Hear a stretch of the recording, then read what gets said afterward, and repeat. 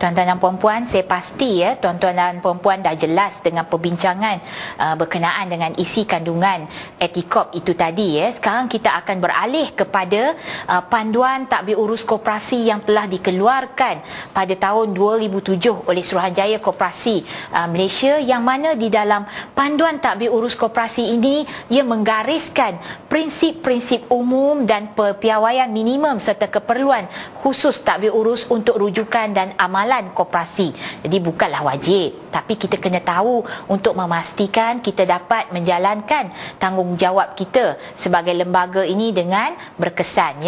Jadi kita akan pergi satu persatu yang untuk makluman tuan-tuan dan puan-puan, prinsip yang digariskan ini terdapat 15 prinsip dan kita akan pergi satu persatu dan kita akan tengok, kita akan kupas perkara-perkara yang penting untuk kita fahami.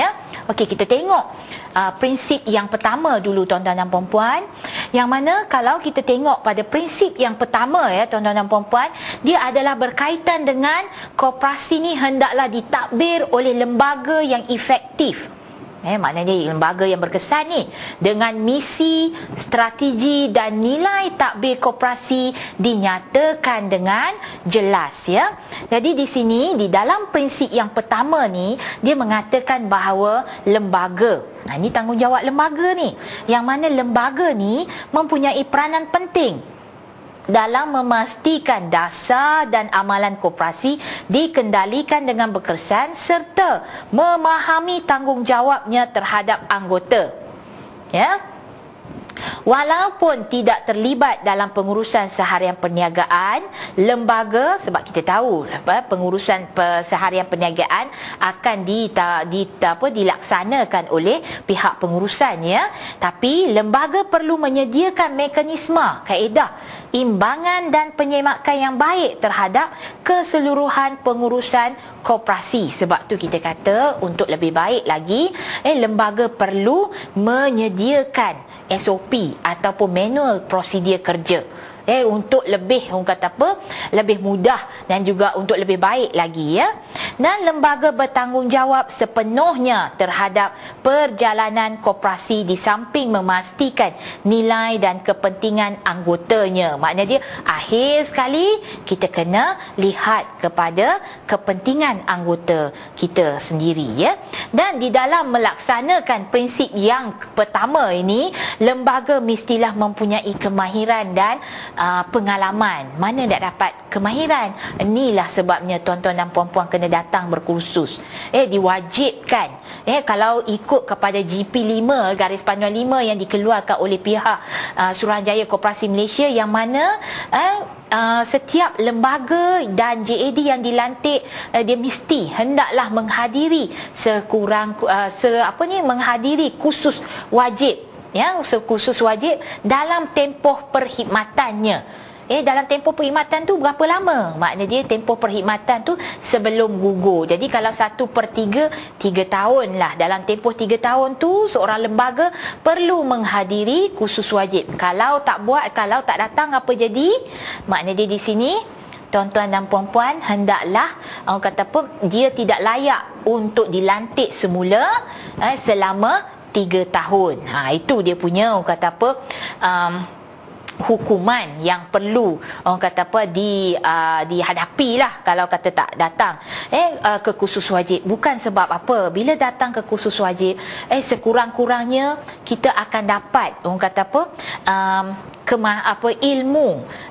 ilmu untuk memastikan bahawa inilah caranya kita nak mentadbir koperasi, yang mana orang kata lembaga ni sentiasa perlu memajukan diri dan mewujudkan satu taraf kemahiran yang sesuai selaras dengan pertumbuhan koperasi dari segi saiz dan kompleksitinya. Sebab makin lama koperasi makin besar, macam-macam dia punya orang kata masalah-masalahnya. Itu dari segi prinsip yang pertama yang berkehendakkan supaya lembaga mempunyai kemahiran serta pengalaman untuk memastikan koperasi dapat ditadbir dengan baik.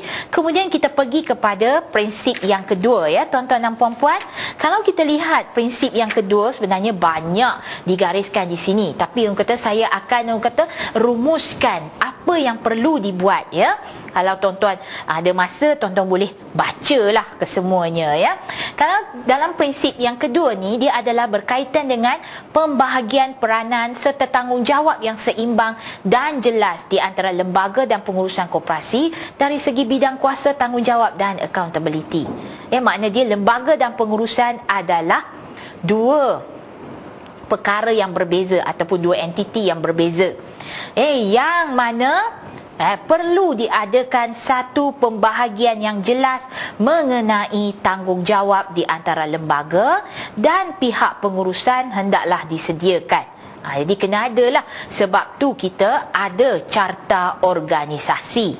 Carta organisasi yang mana di sini kalau dilihat dalam buku panduan tadbir urus ni dikatakan tuan-tuan dan puan-puan, yang mana kita kena adakan struktur organisasi yang merangkumi 4 elemen 4 elemen penting pengawasan seperti berikut.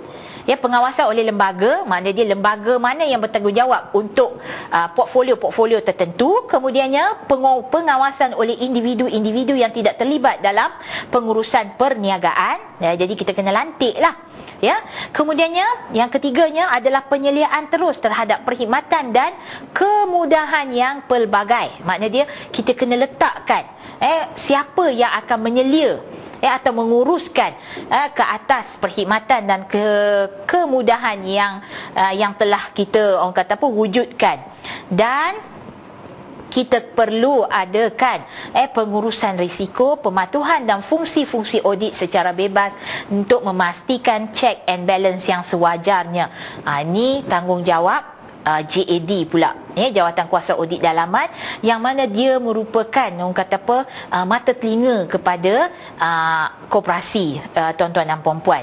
Jadi di sini apabila ada pembahagian yang jelas ini, tidak akan orang kata lembaga dan pengurusan akan ada satu jurang. Maknanya dia ada lembaga, tanggungjawab dia, kita dah tahu apa tanggungjawabnya, yang mana dia pun akan memantau pihak pengurusan koperasi dalam menjalankan tugasnya, tapi dia tidak boleh campur tangan. Dia pantau dan pihak pengurusan perlu melaporkan melalui laporan kepada lembaga, dan kemudiannya lembaga akan membentangkannya di dalam mesyuarat lembaga seperti mana yang digariskan di dalam undang-undang kecil. Kalau ada koperasi sebulan sekali, ada koperasi 2 bulan sekali, jadi inilah tanggungjawabnya yang perlu dilaporkan di dalam mesyuarat lembaga Okey, itu yang kedua dari segi pembahagian peranan. Kita lihat pula dari segi prinsip yang ketiga. Apa yang dikatakan tentang prinsip yang ketiga ni? Dalam prinsip yang ketiga, kalau kita tengok di sini adalah berkaitan dengan apa tuan-tuan dan puan-puan? Okey, tentang proses pelantikan ALK hendaklah dijalankan secara formal dan telus.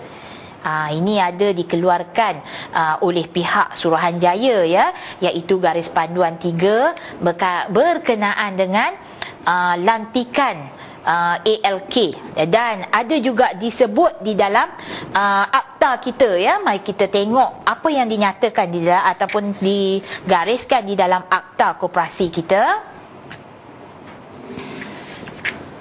Ini lembaga, kita tengok. Okey, kelayakan untuk dilantik menjadi lembaga kalau kita tengok di sini, dia ada digariskan berkenaan dengan kalau kita tengok di dalam section 43 subsection 2 yang mana di sini dia ada katakan di sini, sebelum pelantikan atau pelantikan semula mana-mana orang sebagai anggota lembaga perlu meminta penentusahan daripada Suruhanjaya sama ada orang itu memenuhi kriteria layak dan sesuai sebagaimana yang ditentukan oleh Suruhanjaya. Yang ni ada digariskan di dalam garis panduan 3 tuan-tuan dan puan-puan, berkenaan dengan proses pelantikan sebab kita perlu tengok macam mana untuk kita nak lantik ALK ALK baru ataupun ALK yang akan dicalonkan semula. Jadi Itu berkenaan dengan prinsip yang ketiga, iaitu proses pelantikan baru ALK hendaklah dijalankan secara formal dan telus, mesti ada dia punya kriteria-kriteria tertentu yang koperasi boleh wujudkan sendiri. Okey. Kemudian kalau kita lihat prinsip yang keempat, pelantikan semula ALK yang layak hendaklah dilaksanakan pada lat-lat masa yang ditetapkan sekurang-kurangnya setiap 3 tahun. Ini berkenaan dengan penggiliran. Bila kata kita lantik, penggilirannya kita dah tahu mesti turun 1/3. Bila 1/3 maknanya dia kalau 12 orang, 12 orang daripada 1/3, 4 orang akan turun, iaitu dia akan memegang jawatan tersebut selama 3 tahun. Kurang boleh, tapi maksimumnya adalah 3 tahun. Okey, dan orang kata apa, kalau kata ALK mempunyai masalah dari segi dalam prinsip keempat ni, dia ada ketaklayakan menjadi anggota lembaga koperasi ni apabila jawatankuasa pencalonan adalah bertanggungjawab membuat cadangan kepada lembaga berkaitan penggantungan dan pemecatan ALK di mesyuarat agung tahunan. Itu adalah berkenaan dengan pelantikan semula ALK dan orang kata pelantikan baru tadi, prinsip ketiga, dan kita mungkin akan sambung selepas ini untuk prinsip yang seterusnya.